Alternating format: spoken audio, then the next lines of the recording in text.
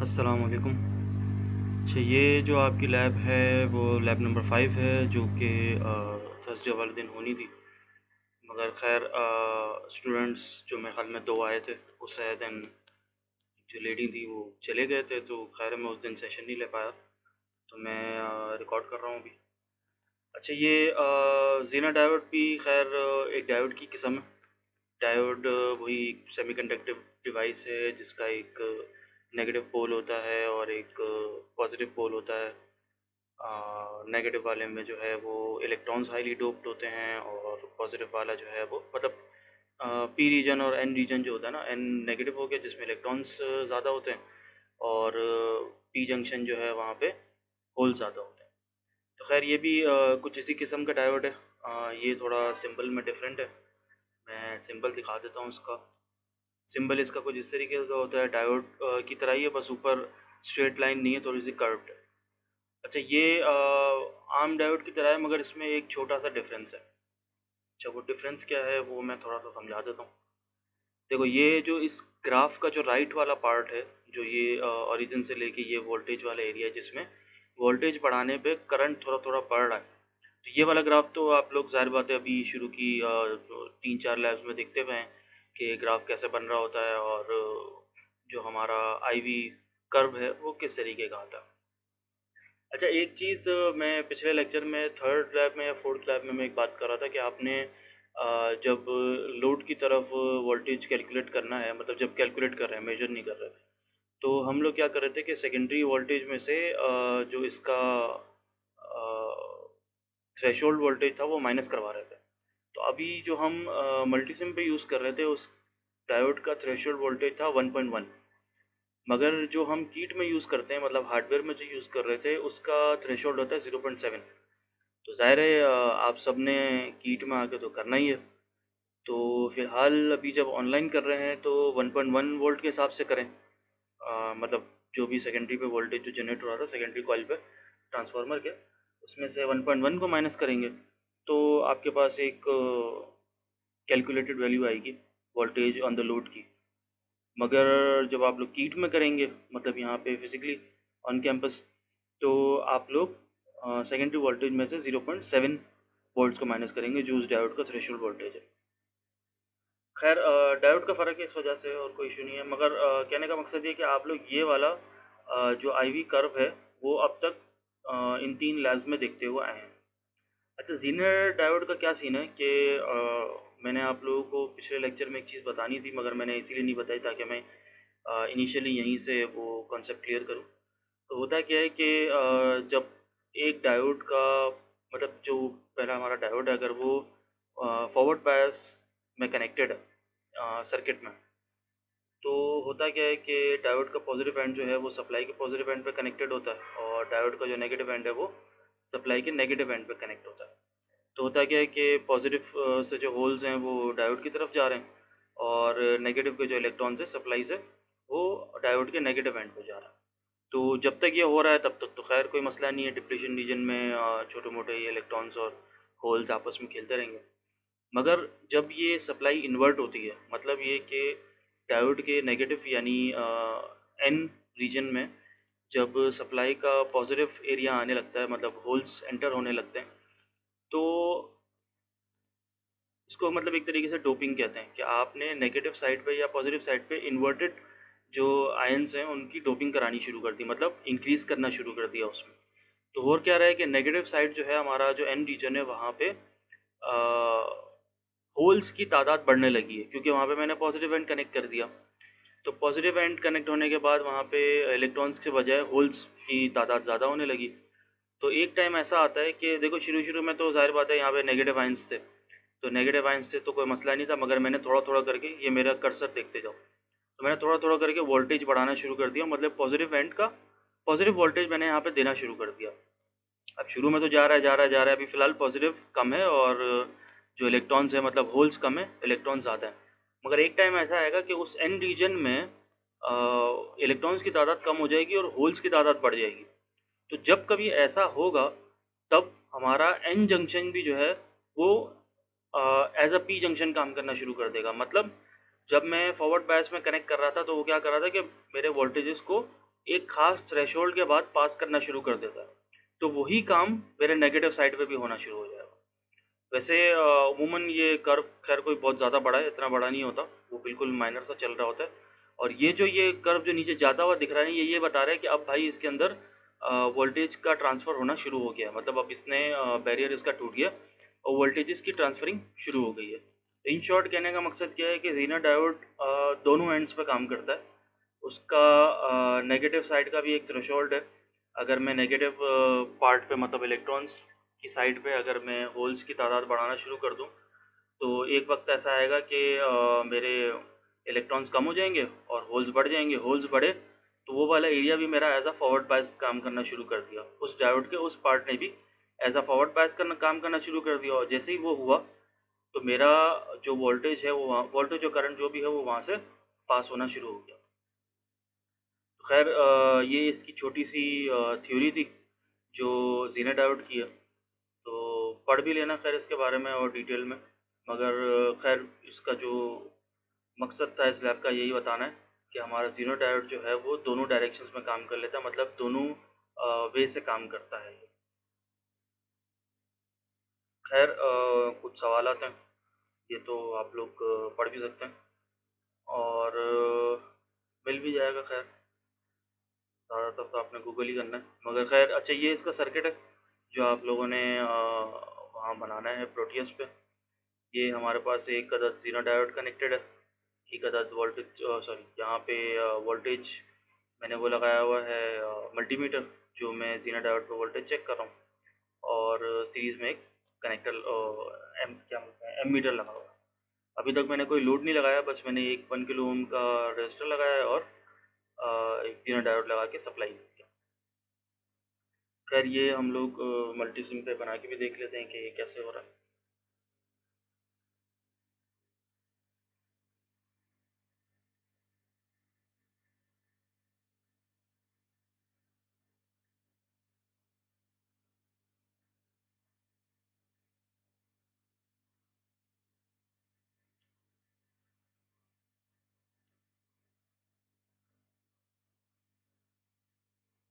अच्छा, I hope कि आप लोगों ने सबने अपनी पुरानी लैब टाइम टू टाइम कर रहे होगे और अपलोड भी कर रहे होगे। मैंने लास्ट चेक किया था तो 15 में से सिर्फ 6 लोगों ने लैब जमा कराई है, और उस वक्त जो है वो 3 दिन ऊपर हो चुके हैं। तो समर है, दोबारा रिपीट कर रहे हो, मैक्सिमम लोग जो हैं वो रिपीट कर रहे हैं, क्योंकि नए बच्चों ने तो करके जमा करा दी थी। तो अगर रिपीट कर रहे हो तो खुद का ध्यान खुद ही रखो। मैं बेकार की कोई फेवर दूंगा नहीं। समर है तो पढ़ना तो है, बेशक समर है, क्या कर सकते हैं। तो ये टेबल भी कुछ सिंपल सा ही है। हम लोग इनपुट वोल्टेज दे रहे होंगे 1 2 3 4 5 6 जो भी देना हो। अच्छा, ये देना इसी तरीके से 1 2 3 4 करके। और यहाँ पे करंट मेजर्ड लिख रहे होगे जो हमें सर्किट से दिख रहा होगा, और वोल्टेज मेजर। अच्छा,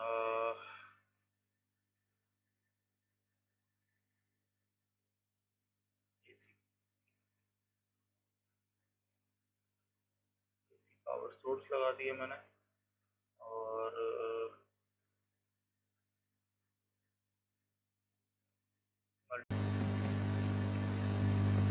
अच्छा, जो डायोड हम यूज़ करना चाह रहे हैं वो खैर इसके अंदर नहीं है, आपके मैनुअल में इसका नाम गिवन नहीं है, तो ये यहाँ से पढ़ लो। ये वाला डायोड हमने यूज़ करना है। अच्छा, सप्लाई मेरे ख्याल में मैंने गलत ली है। अच्छा, यहाँ पे एसी सप्लाई नहीं लगेगी, इसमें हम डीसी सप्लाई यूज़ करेंगे।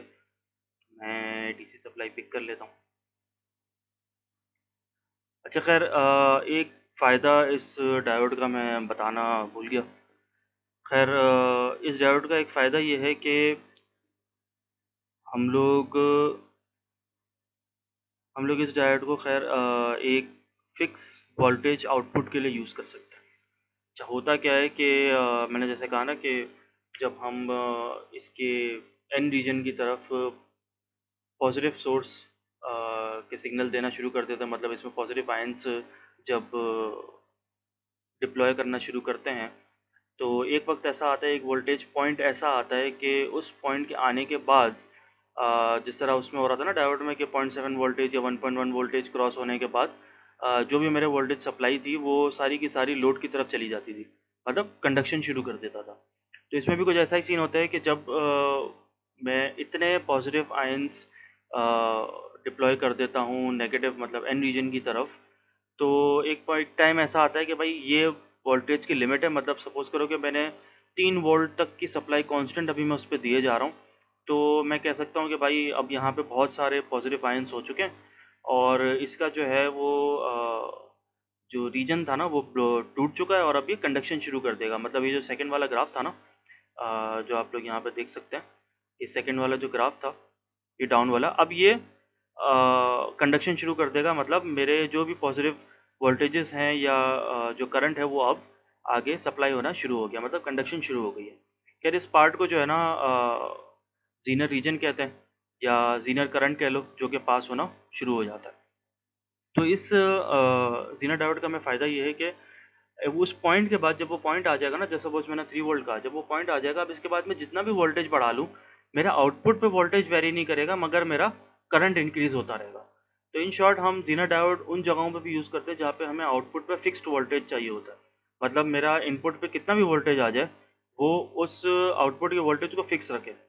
अब मैं इसकी एक एग्जांपल अगर देना चाहूँ तो इसकी बेहतरीन एग्जांपल होती है हमारे स्टेबलाइजर्स, जो आपने अक्सर देखे होंगे। हम पहले बचपन में डेस्कटॉप पीसीज यूज़ करते थे तो हम उसके साथ एक स्टेबलाइजर कनेक्ट करते थे, या अभी जो हम फ्रिज वगैरह यूज़ करते हैं, या हमारे अमूमन अक्सर लोगों के पूरे घर में भी एक मेन स्टेबलाइजर लगा होता है। वो क्या कर रहा होता है, वो हमारे इनपुट के वोल्टेज को स्टेबलाइज कर रहा होता है। मतलब एक फिक्स्ड अमाउंट ऑफ वोल्टेज आगे मेरे सप्लाईज को दे रहा होता है। मतलब जो भी मैंने आगे लोड कनेक्ट किया हुआ है, वो फ्रिज हो गया, एसी हो गया, कुछ भी हो गया, एसी तो खैर में नहीं लगता, कोई भी अप्लाइंस हो गई जो आगे लगी हुई है लोड के तौर पे, उस पर एक फिक्स्ड वोल्टेज प्रोवाइड कर रहा होता है। तो उसके लिए खैर हम ये यूज़ करते हैं जीना डायोड। सबसे बेहतरीन का एक एग्जाम्पल यही है। अच्छा, मैंने कहा था कि एक हमें करंट मेजर करने के लिए एक मल्टीमीटर चाहिए होगा, जो कि ऑब्वियसली यहाँ पे सीरीज़ में कनेक्टेड है। एंड लगा दिया, और एक और हमें चाहिए होगा वोल्ट मीटर जो कि इसके पैरेलल में कनेक्टेड है।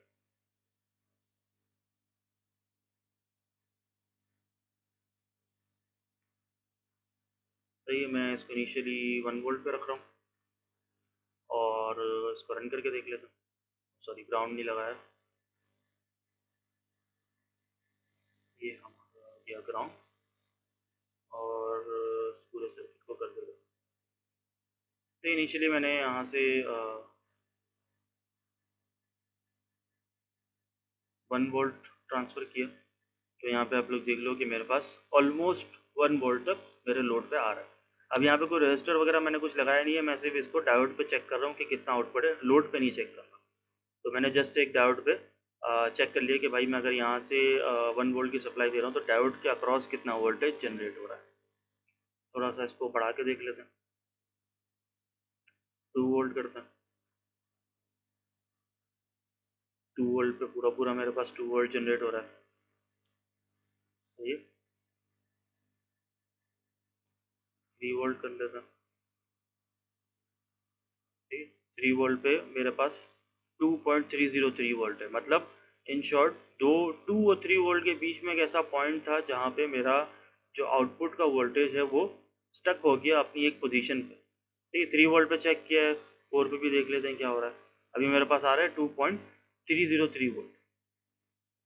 4 पे चेक किया, 4 पे क्या है, 2.326। मतलब ये स्टक होना शुरू हो गया। अभी मिली वोल्ट्स में चेंजेस आ रही है। मतलब सपोज करो कि अगर मेरे ये आउटपुट पे अगर जीनर के साथ कोई लोड लगा हुआ होता और उसके अक्रॉस अगर मैं वोल्टेज चेक कर रहा हूँ, और मेरे आउटपुट सोर्स की रिक्वायरमेंट है कि भाई आप जो है मुझे 2 वोल्ट से लेके 2.5 वोल्ट के बीच में कुछ भी दोगे, मैं उसे बेयर कर सकता हूँ। या यूँ कह लो कि 2.3 से 2.4 के बीच में कोई भी वोल्ट दोगे तो मैं उसे बेयर कर सकता हूँ। उससे ज़्यादा मेरी कैपेबिलिटी नहीं है, कुछ भी हो सकता है।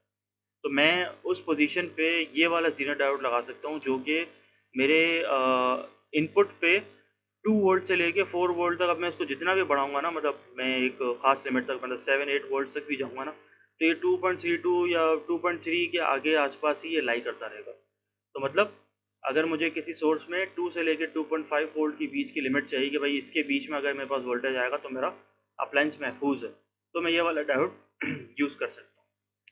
ठीक, 4 पे मैंने चेक किया, 5 भी कर लेते हैं, मगर आप लोग साथ साथ में करंट भी देखते रहे कि करंट इंक्रीज हो रहा है। तो मेरे पास करंट की लिमिटेशन का मुझे कोई इशू भी नहीं था, मुझे चाहिए था कि बस मेरा वोल्टेज जो है वो अपनी एक पोजीशन पे आके स्टक रहे। अभी देखो 2.334 से या जो भी वैल्यू थी उससे 2.339 हुआ, ज़्यादा फर्क नहीं आया।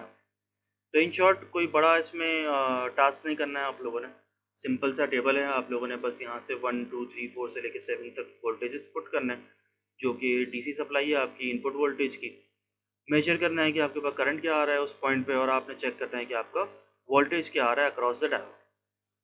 देन इसके अलावा इसके बाद वाला टास्क भी सिंपल है, मैं अभी खैर इसको भी मल्टी सिम पे तो नहीं बना रहा, ये तो आप लोग भी कर ही सकते हैं। आप लोगों ने बस वही सर्किट में आगे एक लोड लगा देना। अच्छा, अब कॉमन सेंस है कि अगर मैं लोड लगा रहा हूँ और मैंने अगर लोड पे वोल्टेज चेक करना है, सॉरी, हाँ, लोड के अक्रॉस अगर मैंने वोल्टेज चेक करना है तो मैं लोड के अक्रॉस एक वोल्ट मीटर लगा दूंगा। मगर इसमें क्या है कि आपने करंट भी मेजर करना है, और करंट मेजर करना है आप लोगों ने अपने अक्रॉस द डायोड। तो आप लोग अक्रॉस द डायोड के लिए इस वाले पॉइंट को ब्रेक करेंगे और बीच में एक लगा देंगे करंट सोर्स। तो इसके बाद वाला एरिया भी सिंपल ही है, इनपुट वोल्टेज आप यहाँ पे दे रहे थे, देन आप लोगों ने करंट चेक कर लिया अक्रॉस द डायोड और वोल्टेज चेक कर लिया across the load.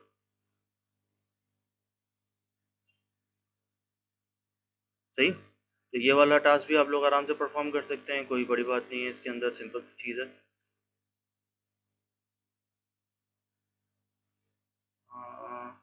I think यही है, थोड़ी सी मुझे कन्फ्यूजन है, मैं कंफर्म कर दूंगा, कोई बड़ा मसला नहीं, मैं ग्रुप पर बता दूंगा, या जहाँ पे आप लोगों का लिंक होगा ना मैं वहीं पे नीचे मेंशन कर दूंगा। मेरे ख्याल में ऐसा मुझे लग रहा है कि वोल्ट मीटर भी है शायद वो जीना डायोड के अक्रॉस ही लगेगा, क्योंकि ये वोल्ट मीटर लगा हुआ है। हाँ, मेरे ख्याल में यही है।